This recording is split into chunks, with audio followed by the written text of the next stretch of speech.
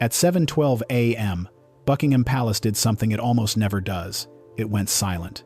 Not the dignified morning quiet of a royal residence, but a strange, heavy stillness, as if the very walls were holding their breath. Outside, London lay beneath a pale winter veil, a thin mist stretching low across the Thames like a whispered warning. The sky hung in muted silver, and even the traffic moved with an eerie sense of restraint, as though the entire city sensed an approaching shift.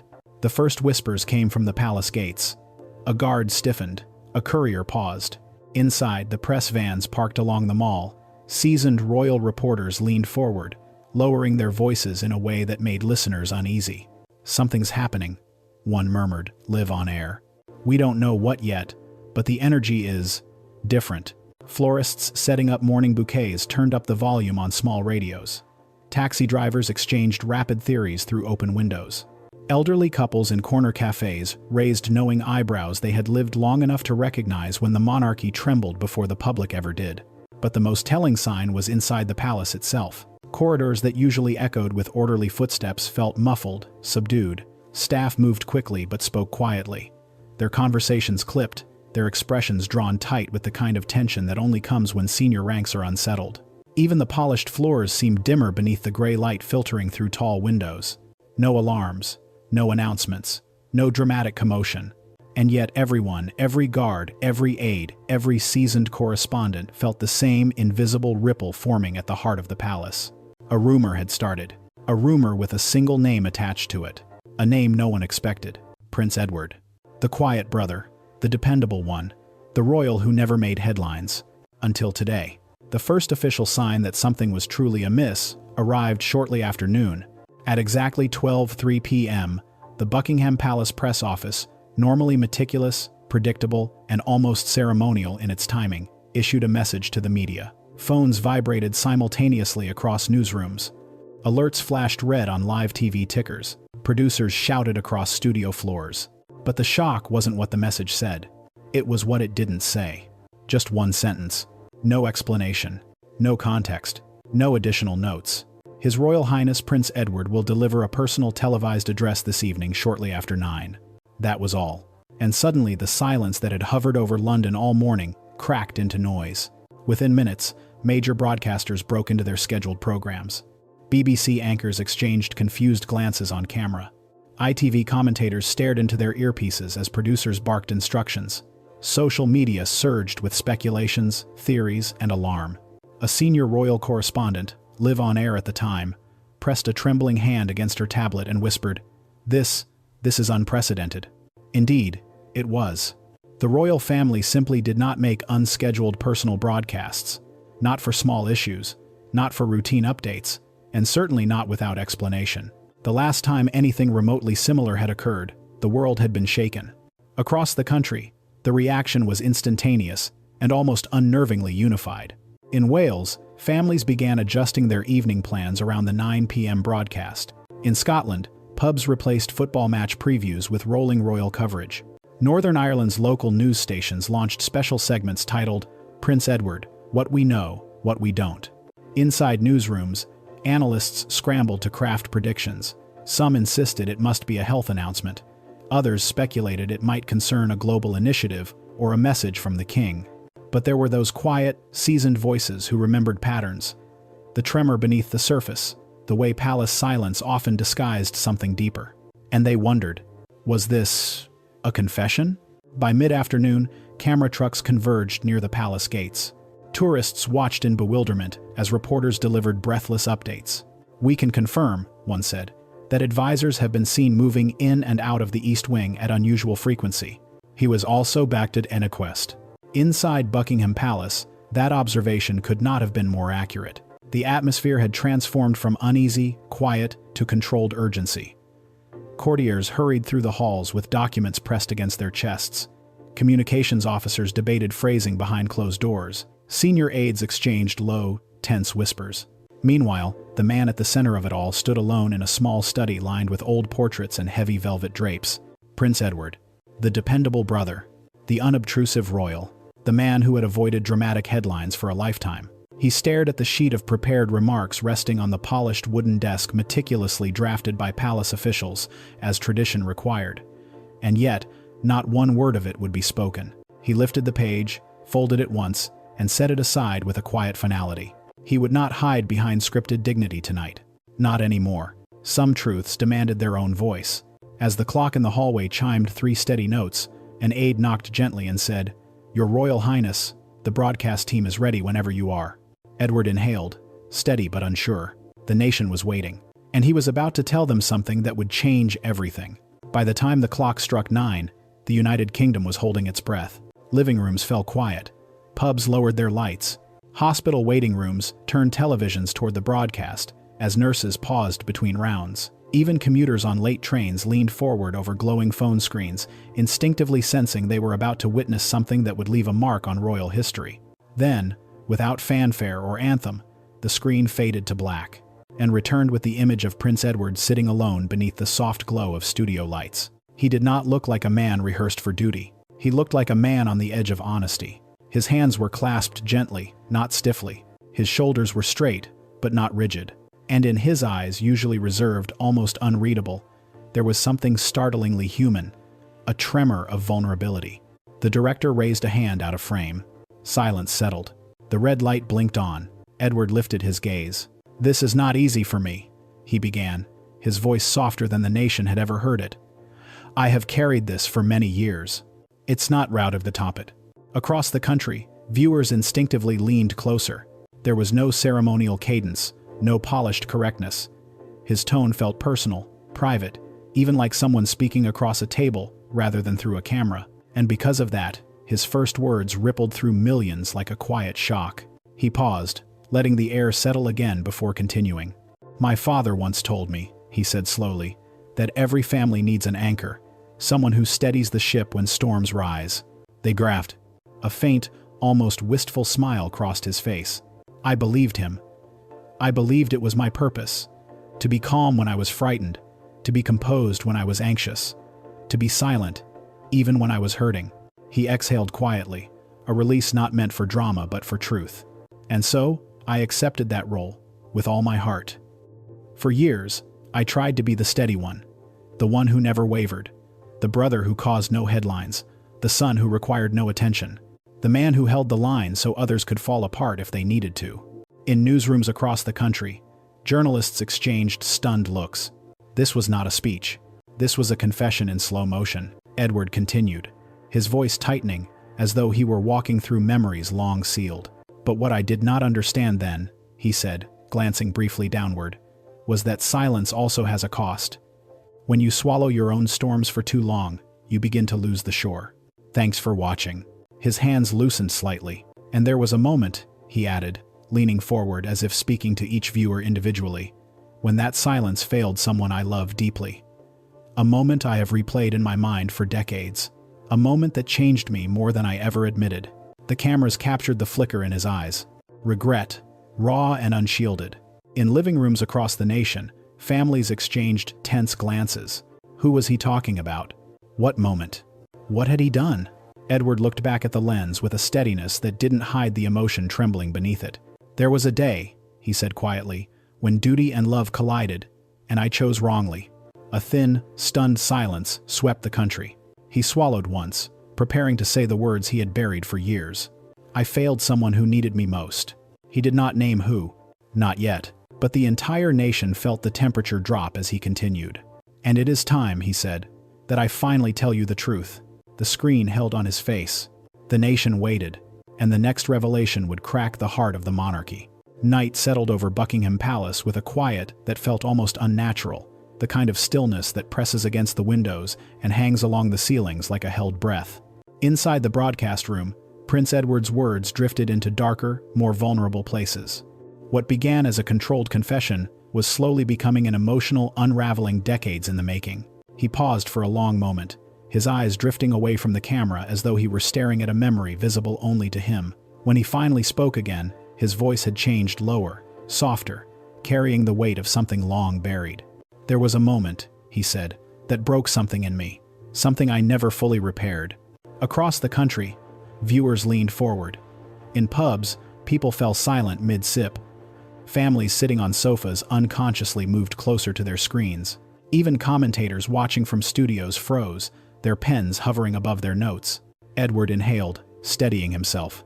"It happened many years ago," he continued, "during one of the most emotionally fragile seasons our family has ever endured. It was a time when unity felt delicate. A time when my mother, our queen, asked for something she rarely did." He looked down at his clasped hands, and the room behind the camera went completely still. "She asked for closeness," he said. "For all of us, her children, together." The nation listened with rapt attention.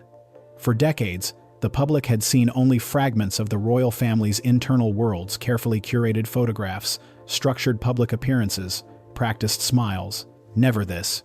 Edward explained that a private family meeting had been arranged with unusual urgency. Those within the palace understood that the queen wished to speak openly, candidly, about fractures forming among her children, fractures she hoped to mend. But Edward had a conflict.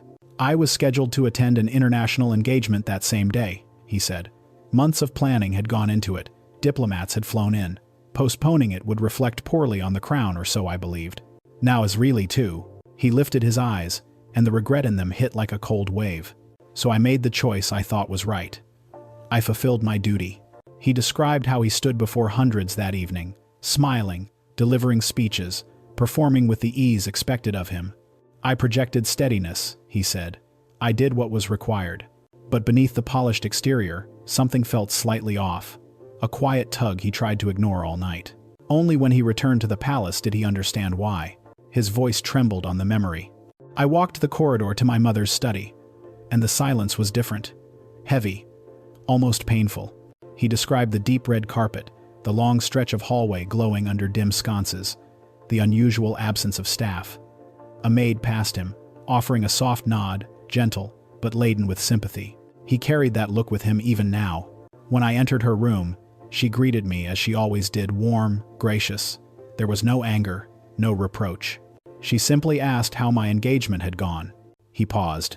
But her eyes, his throat tightened. Her eyes were sad. The kind of sadness that says everything without a word. She never told me she was disappointed. She never once said I had hurt her. Yet I felt it clearer than anything. Millions of viewers felt their own chest tighten. Edward looked up again, gaze steady but full of ache. "I believed I was honoring duty," he said quietly. "But I failed to honor her heart." 80 flash. His voice wavered on the last word. A few seconds of silence followed, raw, unfiltered, stretching across the country like a held breath. He continued, almost in a whisper. "That unintentional absence became a wound I carried for decades. It shaped every decision I made afterward. I worked harder. I became more diligent, more present, more devoted. But beneath it all was the wish to undo a moment I never could." Behind the scenes, technicians stood frozen. One advisor wiped their eyes. The room had slipped into his memory with him. Edward exhaled long and slow, as though releasing a truth that had been clenched inside him for most of his life. "I have carried that broken moment within me," he said. "It changed me, and it is why I stand before you tonight, because some truths cannot remain hidden forever." He lifted his chin, resolve settling into his features. "To move forward, I must speak the truth I have avoided for far too long, and accept what it will cost. Buy that radiance of good."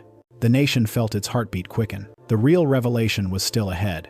The final words of Prince Edward's previous confession had already sent ripples through the country: regret, vulnerability, decades-old wounds laid bare. But nothing, not even the collective gasp echoing across the United Kingdom, prepared the nation for what he said next. The camera remained fixed on him. The room behind the lens had gone so quiet, the hum of the lights seemed almost intrusive. Edward shifted slightly in his chair, not to retreat, but to steady himself. When he looked up again, something in him had changed. Gone was the trembling voice of a man unburdening a secret. What remained was a calm resolve, the kind that comes only after years of wrestling with a truth that refuses to stay buried. "Tonight," he said softly, "I must make a clear decision, one that will change the course of my role within this family." Those words struck the country like a sudden freeze. In living rooms, spoons paused mid-air. In pubs, conversations died mid-sentence. On late-night buses, commuters gripped their phones a little tighter, sensing history shifting beneath their feet. Edward continued, slower now, as if each word needed space to breathe. "For many years, I have served this institution with loyalty, devotion, and gratitude. I have carried out my duties with the belief that service requires silence, that honor demands restraint. But silence, as I have learned, can be both a shield and a prison. Behind him, a shadow shifted one of the senior advisors, but even they seemed unsure whether to move or remain motionless. Nothing in the palace handbook could prepare them for a moment like this. The prince folded his hands gently. "And so," he said, after long reflection, and after many conversations with those closest to me, "I have chosen to step back from my formal duties as a working member of the royal family. It's freest." The words dropped like a stone into still water. Shock rolled across the nation in waves. In news studios, anchors pressed fingers to their earpieces, waiting for producers to confirm what they had just heard. Editors scrambled to rewrite headlines mid-broadcast. Royal correspondents exchanged wide-eyed glances, their practiced scripts suddenly useless. This was not rumor, not speculation. This was a seismic shift delivered live before millions. Edward didn't flinch. "This is not an act of rejection," he said quietly. "It is not protest, nor a retreat. It is an act of truth. I can no longer serve in a role that requires me to silence the parts of my heart that have been wounded for so long." His voice, though soft, carried a firmness that made the room behind the camera almost reverent. "I wish to serve my family," he continued, "but I wish to do so as a whole man, not a fractured one. I wish to live with honesty, not the quiet ache of regrets unspoken. Innovation. With story and stand." He spoke not of titles, not of obligations, not of royal protocol, but of humanity. He described how his life had become a delicate balance between two selves, the man he was privately and the prince he was required to be publicly. How the weight of that duality, over time, had exhausted him in ways even he hadn't fully realized. "I have fulfilled every duty asked of me," he said, "but inside, I have longed for healing, for connection, for time with the people I love before time steals that chance away." Thousands watching at home felt a sting in their own chests. Many saw their own regrets mirrored in his words, the calls they didn't make, the moments they missed, the people they failed without meaning to. He pressed on. "My decision does not weaken the monarchy," he said, voice steady. "On the contrary, I hope it strengthens the understanding that those who serve within it are human, and humanity is not a flaw. It's now weighed." In the broadcast room, one advisor shifted uncomfortably, recognizing the unprecedented transparency unfolding before them. But Edward seemed unbothered. This was his truth, and he would not retreat from it. He looked straight into the lens. "I make this decision in honor of my mother. I make it so the regret that shaped so much of my life may finally rest. And I make it because the next chapter of my life must be lived with honesty." The camera tightened subtly on his face. "A man cannot uphold duty," he said, "if he cannot uphold the truth within himself." A sentence destined for history books. And as those words settled into the deepest corners of the nation, a producer approached the prince, whispering something only he could hear. Edward's expression shifted surprise, then relief. He nodded once. "The king," he said softly, "has sent a message, and he has asked that it be read." The nation braced. Whatever came next would redefine everything. The nation had barely absorbed the magnitude of Prince Edward's decision when the atmosphere on screen shifted again. A producer stepped forward, barely visible at the edge of the frame, and placed a small, folded card before the prince. The gesture was so delicate that millions watching almost missed it. But Edward did not. He looked down at the card with a mixture of hesitation and gratitude. When he lifted his gaze again, the emotion in his eyes was unmistakable. "The king," he said quietly, "has asked that the nation receive my honesty with the same grace with which it was given." The room fell completely still. A statement from the monarch delivered in the middle of a live confession was something almost unheard of in modern royal history. Even veteran correspondents watching from studios across the country struggled to regain their composure. Edward continued, eyes softening as he read. "His Majesty also wishes to remind the public that duty can take many forms, and that a life of service is not measured only by the number of appearances one performs." A breath seemed to move through the nation, a long, collective exhale. The king's message was brief, but its meaning was thunderous. It offered compassion instead of reprimand, support instead of rigidity, understanding instead of tradition-bound silence. In that instant, millions understood. The monarchy itself had felt Edward's truth and chosen unity over disruption. Edward lowered the card, blinking back something he didn't try to hide. Relief, gratitude, a weight lifting from his shoulders after years of quiet suffering. "My father," he said softly, "has always upheld strength. But strength, I believe, can sometimes be gentleness." Behind the camera, an advisor glanced away discreetly, dabbing a tear at the corner of their eye. Technicians stood frozen, hands hovering above soundboards they had long forgotten to adjust. In homes across the country, people felt a sting in their own chests, many not knowing whether the ache came from Edward's confession, the king's unexpected warmth, or the rare glimpse of humanity behind one of the world's most guarded institutions. Edward continued, his voice steady but tender. "I have spoken with His Majesty many times in recent months. He listened. He asked difficult questions. He encouraged me to pursue healing rather than bury old wounds. Tonight's decision is one we arrived at not in conflict, but in understanding." He paused. "And for that I am deeply, deeply grateful." As the prince spoke, a quiet transformation unfolded inside Buckingham Palace. Down the halls, past portraits and chandeliers and centuries of tradition staff were gathering. Word had spread quickly that the broadcast was not just historic, but profoundly emotional. Footmen, housekeepers, gardeners, archivists, those who worked in the shadows of royal life, lined the corridor outside the broadcast room in silent solidarity. For decades, they had watched Edward move through these halls with quiet dignity, kindness, and gentle humor. To them, he was not simply a working royal. He was the man who remembered their names, who paused to ask about their families, who thanked them even when no one else was listening. And now they stood waiting, not by command, but by heart.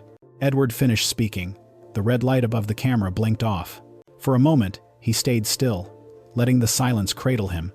Then he rose. As he stepped into the hallway, the staff straightened but did not speak. Instead, they bowed their heads in a way that was neither ceremonial nor required. A few smiled through tear-bright eyes. One elderly footman, who had served the royal household for most of his life, placed his hand over his heart as Edward passed. Edward stopped, just for a second, and nodded to each of them in turn. It was a moment no broadcast could capture, a moment not meant for headlines, a moment of pure, unguarded respect. Later that night, after advisors retreated to their offices to craft official statements, and reporters across the kingdom struggled to put this seismic evening into words, Edward stepped into the palace courtyard. The air was cool, crisp. The sky above shimmered with faint stars, quiet witnesses to the transformation that had just taken place. He closed his eyes. For the first time in many, many years, there was no weight pressing against his chest. No unspoken apology lodged in his throat. No script he needed to carry. Only truth, spoken at last. He imagined his mother beside him, her gentle presence warming the cold. He imagined her saying that honesty, when spoken with courage, was never betrayal. For a fleeting moment, he felt as though he had finally given her the one thing he regretted withholding on that long-ago day. His heart, unguarded and true, and above Buckingham Palace, under the soft glow of the courtyard lamps, a new chapter quietly began. When the courtyard finally emptied and the palace slipped back into its midnight stillness, one truth lingered in the air like a quiet echo. The monarchy had not been shaken by scandal tonight, but transformed by honesty. Prince Edward had stepped into the light not to fracture the crown, but to remind the nation that even those born into duty carry wounds, regrets, and the need for healing. Across the United Kingdom, viewers sat in stunned silence, moved, reflective, uncertain of what tomorrow would bring, but deeply aware they had witnessed a turning point in royal history. A prince had laid down duty to reclaim his humanity, and in doing so, he changed the shape of the institution he loved. If this story moved you, subscribe for more cinematic investigations into the hidden lives behind the crown. Your thoughts matter, share them below.